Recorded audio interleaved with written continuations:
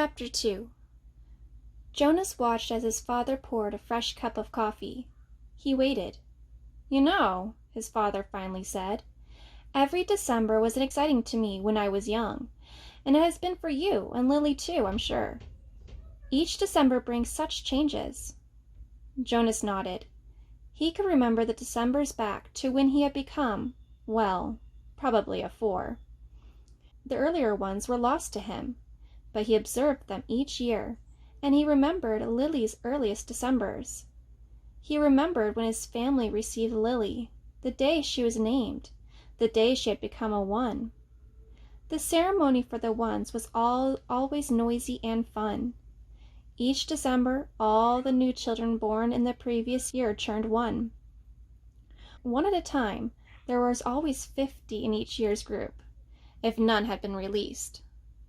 They had been brought to the stage by the nurturers who had cared for them since birth. Some were already walking, wobbly on their unsteady legs. Others were no more than a few days old, wrapped in blankets, held by their nurturers. "I enjoy the naming," Jonas said. His mother agreed, smiling. The year we got Lily, we knew, of course, that we would receive our female, because we'd made our application and had been approved. But I had been wondering and wondering what her name would be. "I could have sneaked a look at the list prior to the ceremony," Father confided. "The committee always makes the list in advance, and it's right there in the office of the nurturing center. As a matter of fact," he went on, "I feel a little guilty about this. But I did go in that afternoon and look to see if this year's naming list had been made yet. It was right there in the office, and I looked up number 36. That's the little guy I've been concerned about, because it occurred to me that it might enhance his nurturing if I could call him by a name. Just privately, of course, when no one else is around." "Did you find it?" Jonas asked. He was fascinated. It didn't seem a terribly important rule, but the fact that his father had broken a rule at all awed him. He glanced at his mother, the one responsible for adherence to the rules, and was relieved that she was smiling. His father nodded. "His name, if he makes it to the naming without being released, of course, is to be Gabriel.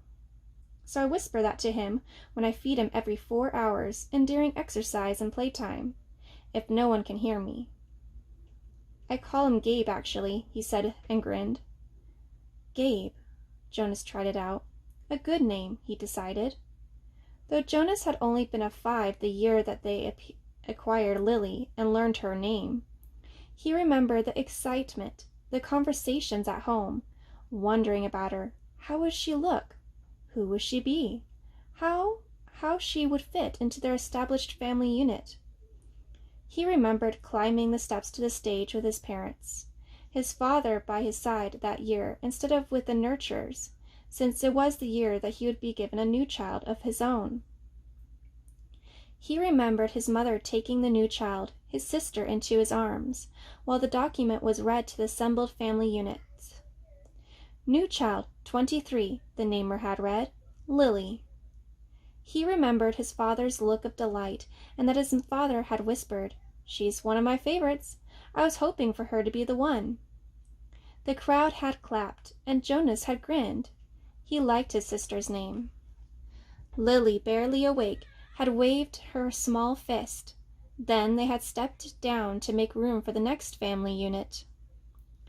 "When I was in 11, his father said now, "as you are, Jonas, I was very impatient, waiting for the ceremony of 12.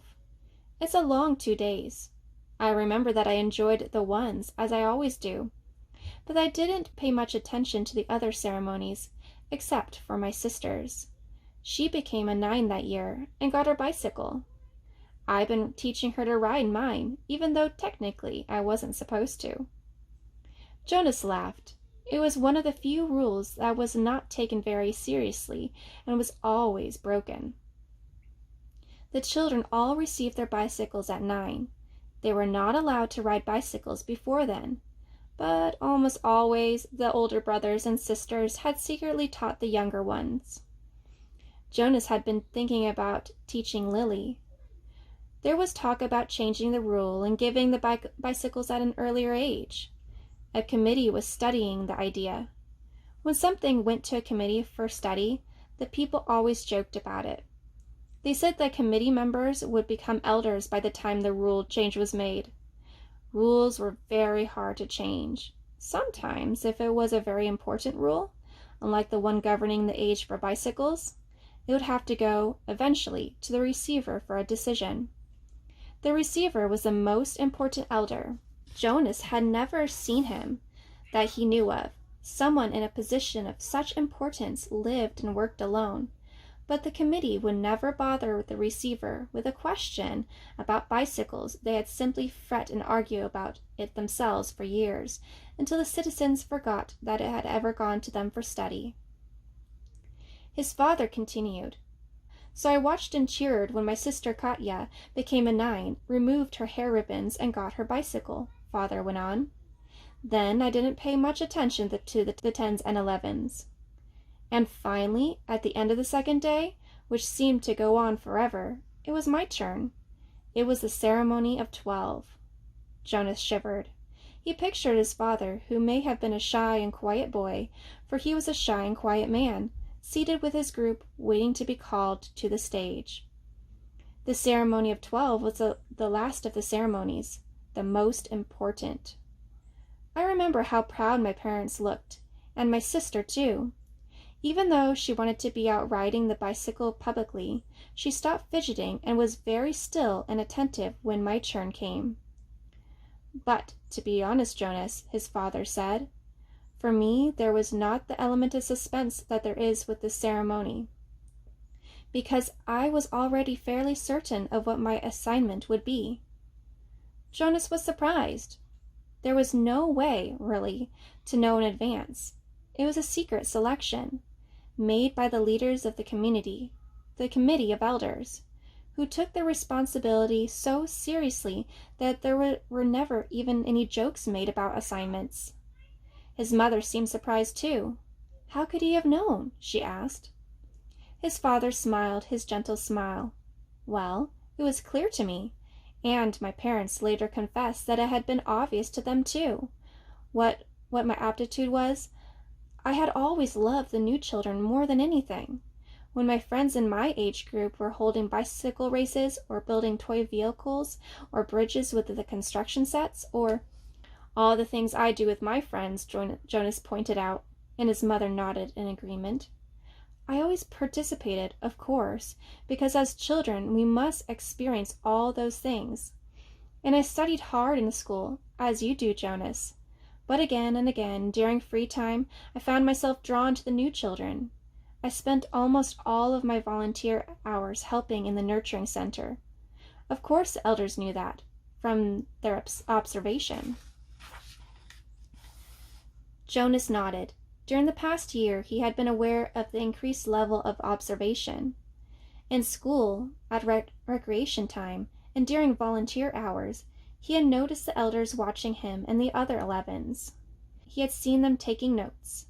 He knew, too, that the elders were meeting for long hours with all the instructions that he and the other 11s had during their years of school. So I expected it, and I was pleased, but not all surprised when my assignment was announced as a nurturer, Father explained. Did everyone applaud, even though they weren't surprised? Jonas asked. Of course. They were happy for me. That my assignment was what I wanted most. I felt very fortunate. His father smiled. Were any of the 11 disappointed your year? Jonas asked. Unlike his father, he had no idea what his assignment would be, but he knew that some would disappoint him. Though he respected his father's work, nurture would not be his wish, and he didn't envy labor at all. His father thought, No, I don't think so. Of course the elders are so careful in their observations and selections. I think it's probably the most important job in our community, his mother commented. My friend Yoshiko was surprised by her selection as doctor, Father said, but she was thrilled. And let's see, there was Andre. I remember that when we were boys, he never wanted to do physical things. He spent all the recreation time he could with his construction set, and his volunteer hours were always on building sites. The elders knew that, of course. Andre was given the assignment of engineer, and he was delighted. Andre later designed the bridge that crossed the river to the west of town, Jonas's mother said. It wasn't there when we were children. There are very rarely disappointments, Jonas. I don't think you need to worry about that, his father reassured him. And if there are, there's an appeal process. But they all laughed at that. An appeal went to a committee for study. I worry a little bit about Asher's assignment, Jonas confessed. Asher's such fun, but he doesn't really have any serious interests.